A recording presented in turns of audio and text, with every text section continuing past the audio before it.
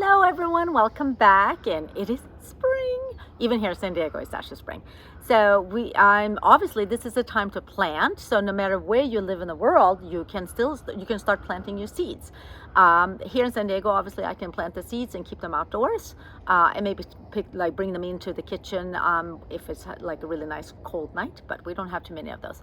But if you live in a cooler climate, you definitely should start your seeds by now, and you keep them inside and they will still grow. So I'm going to show you a different way that we do. We like to plant our seeds into recyclable household items that that otherwise going to go to the recycle, because again we're trying to do this on a budget, and also not buying any new like plugs and stuff like that, because you don't need to do that. So the things that I'm using is these milk cartons. You cut off the top, and then the most important thing is that you make the holes obviously at the bottom. And also toilet rolls are really empty toilet rolls. I like collect those whenever, and you can put them this like a perfect, because they will drain, and you like just make a little fold, and they will keep your seeds. These are perfect, I find, for tomatoes. And obviously you're gonna have to transplant your little seedlings once they get a little bit bigger. So the most important thing when you plant seeds is pick the seeds and the vegetables or fruit that actually is for your climate. So here in San Diego we have a really dry, hot climate, so obviously there's certain things that I don't try to grow here. Same thing, like you don't try to grow anything tropical unless you have a greenhouse in a cooler climate. The second thing is that you do not want to use just garden soil, because seeds needs a tremendous amount of nutrients, because they're babies, to germinate, and they need to be moist soil, or not soil, planting soil. So I would say that going to buy some really nice organic, non-chemical or pesticide potting soil, and you can find that we can buy it actually in bulk at our local nursery.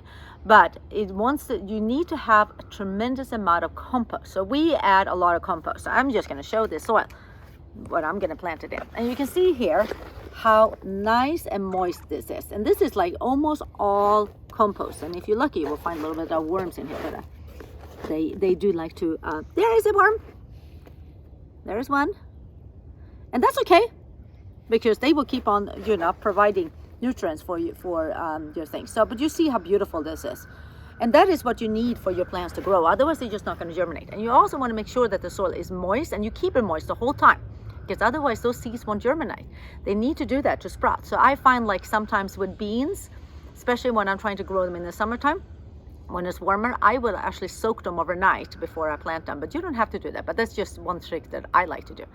And then finally, you need to have sunlight. So for us, we are in San Diego, so I can put my seeds out and they will get plenty of sun. But if you're in cooler climate, you might want to invest in a grow light. I have one, and I even use it in the winter time here, because it's not as much sun, but that will really help your plants. So let's get going. All right, so what are we planting today? I'm going to plant Ashley, and you want to make sure that your seeds are organic and heirloom if possible. And you can also, we have a seed sharing library here in San Diego, so you can go pick up, which is really nice, so people can drop off the seeds. So this is a melon we're gonna be doing, and I'm hoping it's gonna work. I have not had a lot of luck with the melons here in San Diego. I think we got one melon last year, but I'm gonna just try it this year, and hoping, because I'm planting them much earlier this year. So anyway, we're gonna just take that, and you want to make a little dent, and you don't want to plant it too deep, because then the plant will just have, but not too shallow, but like you see, like that, and just cover it up. I find that these taller ones are great for tomatoes, because they tend to grow a little taller, and that way I don't have to transplant them. So fortunately I came in a little plastic bag this time. Okay, and I will put in like 2, because sometimes one will fail. We put it in there, and there we go. And it's really important that you label. I have done that one year. I didn't label my seeds, and then I had to like figure out what they all were. Obviously some of them are like obvious, but some are like squash and pumpkins and stuff like that was a little bit more tricky. So I find these wider ones work great for beans, because I can plant more than one, and then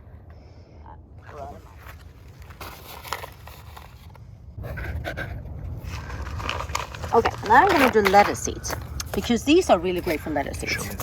And we're going to do a little mix because we eat a lot of lettuce. Now, I find that I just sprinkle them. I don't try to put in like little plugs, and then I will just thin them out as they come up. And if I don't, if for some reason that I can't get them out, they will be great microgreens, so you can still eat them. So just cover a little bit and then sprinkle them like that, and then like that. And there we go. So the question is, obviously, when do you move your plants out and how do you do it? Now, here in San Diego, I keep my seeds outdoors most of the time, so they are already used to the climate. And so I don't have to take them out to get used to it. But if you live in a cold climate, I always, and this is just my way of doing it, I would, when we lived in Sweden, I would just take them out and let them sit outside a couple hours a day, and then I'll bring them in at nighttime. And you want to wait for the last frost. It's like any chance of last frost. I just saw that someone planted in UK and then they got snow, and you don't want to have those kind of surprises because that will kill your plants.